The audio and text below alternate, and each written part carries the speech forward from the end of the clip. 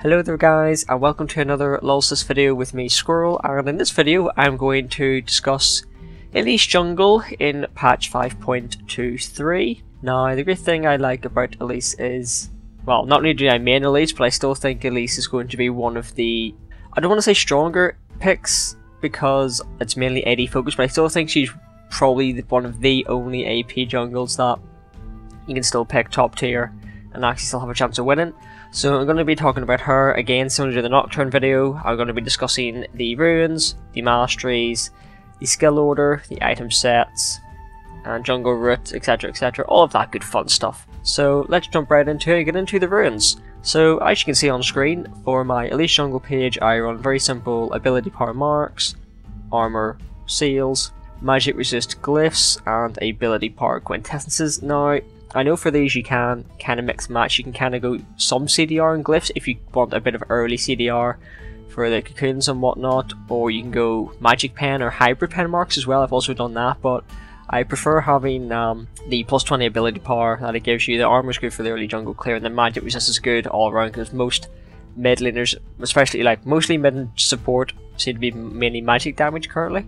Sometimes you get the odd top lanes mostly filled with stuff like Darius and Fiora and Jackson, all that crap. So, yep, that's the rune page. Pretty standard really as an AP champion goes. Not really much more complicated to it. So, we're now going to get straight into the masteries now. With the masteries with Elise, as you can see on screen, it's pretty standard. I mean, there's not really too much to go by with the sorcery for the increased ability power, double-edged sword again for the additional damage, the vampirism for the lifesteal / spell vamp, the oppressor for again increased damage since Elise has a stun with her cocoon, piercing thoughts for the magic pen, she's AP based, and then the only keystone in ferocity that makes any sense on Elise being the Deathfire touch. And I'll just give a brief example.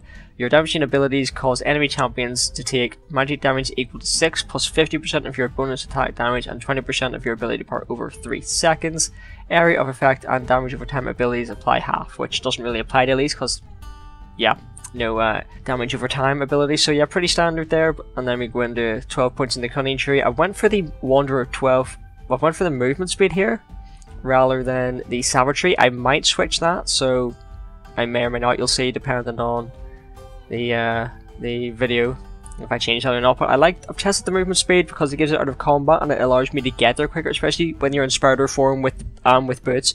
You move really quickly, plus if you have scuttle crabs, which is a really good advantage. Just a thought, it's purely up to you, but I've gone for Wanderer currently. Runic Affinity to increase the buff duration, Merciless to do more damage when times below 40% health, and then Dangerous Game for the health and mana restore when we kill a champion. So pretty standard 18-12-0 build on Elise. I prefer to go more damagey Elise, as you'll see later on in the video. But yeah, pretty standard 18-12 mastery. So it's been pretty standard so far with the runes and the masteries. I can't say that anything's been incredibly difficult, but hey, Elise isn't that difficult. So yeah, more importantly, a skill. So as you know, her passive is she has human form and spider form. When she's in human form, when Elise's mage abilities hit an enemy, she will gain a spider lane. And then when she's in spider form, basic attacks deal bonus damage and health, and restore health to Elise. So all in all, pretty good. You'll see people killing like your spider lanes to switch forms to human form, cast an ability or two, make sure it hits a minion, monster, or a champion, and you'll get some spider lanes back. Pretty straightforward. We start with her W, which is Volatile Spider Lane if you're in human form, Scurrying Frenzy if you're in spider form. It's the best ability to start in Elise because if you, and obviously in the jungle, the AoE damage, if you don't, it still does the best damage to jungle creeps currently. So it's great. Plus it also means when you switch forms, Elise and her spider lanes gain attack speed, which will then again help you to clear the jungle quicker, so that's why we take W first. Second, I take Q, which is the Neurotoxin / Venomous Bite. This allows you, basically, you'll combo go me WQ, or well, it should be really in the jungle creeps WQ, because it doesn't really matter that much. If you're going to go on a champion, you want to do Q, then W, because Q's damage in human form is dealt, it deals damage based upon how high the target's health is. So the more HP, the more damage it does. Pretty simple. And then the spider form is Venomous Bite. Again, it's the same thing. It's like, it's an eliminate ability, and it deals damage based on how low the opponent's health is. So if you're trying to kill people, Q is really what you're going to want to kill them with more than anything else. It's really the only thing you can kill with, but common sense. So in the jungle we take W then Q. Then level 3 you want to take the cocoon / repel, because once you hit 3 that's when you can pretty much straight gank anywhere.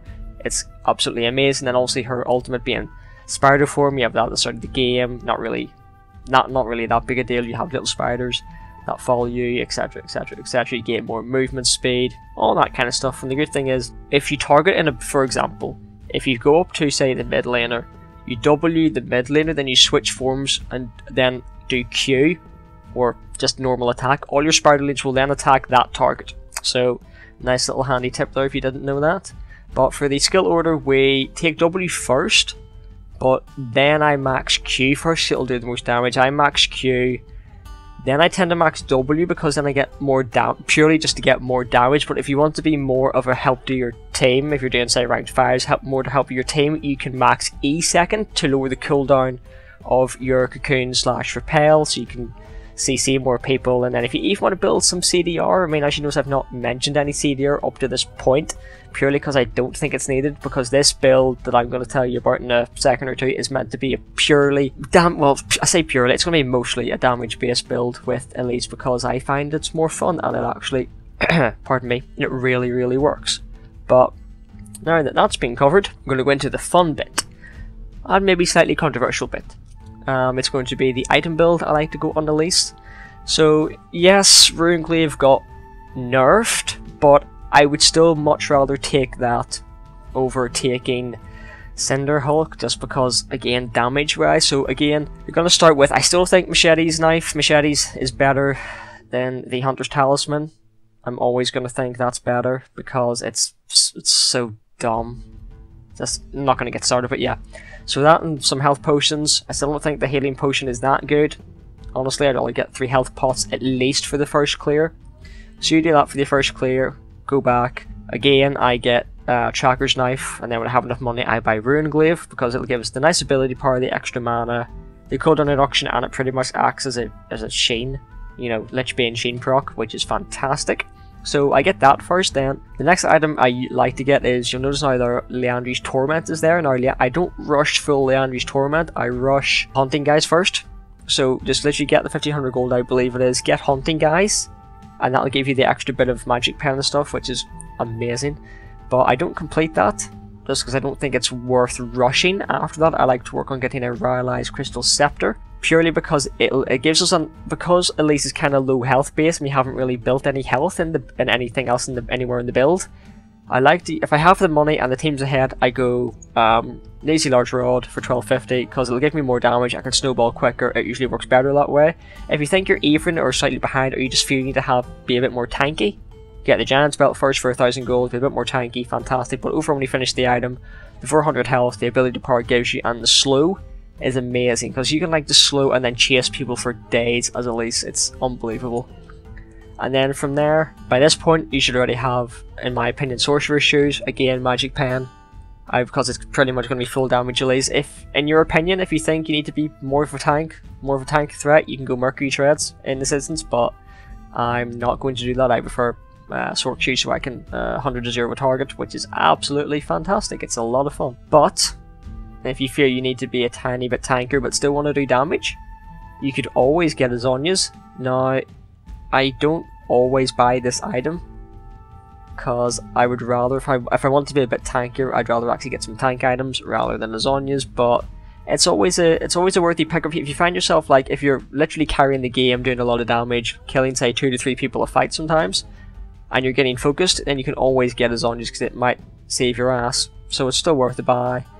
Rabadon's Death Cap, don't need to really explain much there. It's a Rabadon's, it does damage, tons of damage. But if you want to be more tanky and you're against AD, like I've said, either get a Thornmail or a Dead Man's Plate. The Dead Man's Plate's good, it's better for chasing, the health, the armor. Thornmail's naturally good against generally most ADs. An item that isn't there that you can still get if you want, you can get you could get a Warmogs, you could get a Randians, it's purely up to you, but I think these 2 items against ADs are the best. But if you're against ability power and you haven't, again, if you're the one not buying the locket, if your support has a locket, you can buy Spirit's Visage or Banshees, 2 perfectly good items. The good thing is in this one we're not really stacking any CDR. If you were to get a Spirit's Visage, plus your Rune Glaive, you would have 20%, and then plus any blue buffs you nick, you'd have 30. But hey, we're not really worried about CDR in this build. But for a final build example, as you can see on the screen, my natural build is Rune Glaive, Land Use Torment, Royal Edge Crystal Scepter, Sorcerer's Shoes. Then if we're against AD, it's going to be Dead Man's Plate and Thornmail. If I'm against AP, it's probably going to be a Banshees or Spiritual Eyes, depending on how quickly I think I'm going to die. Then I'm going to combo that with either a Zonya's, or I might even get an Abyssal or a Locket. It's all very situational there, but that's roughly the final build example. And then also, again, common sense, since you've got 2 Wards for your Tracker's Knife, I'm going to have the Sweeping Lens upgraded the Oracle's Irritation of it, and it works perfectly well. And lastly but not least, if you're wondering, do I get a potion? I do get a potion. I like to get the Hunter's Potion, which is more or less aimed specifically for junglers, because every time you kill a large mob, you get a stack, so you can pretty much stay in the jungle forever and sustain and not have any trouble. So that is the items set I like to go. And then for the last bit of the video, we're going to cover the jungle route that I like to go. Again, as Elise, I start Gromp, go to blue buff, and then I like to go straight to red, because more often than not nowadays, because it's kind of AD focused, I tend to find more junglers now are doing their blue buff first, and then they're countering me at my red, or vice versa. So I like to go straight from Gromp to blue to red.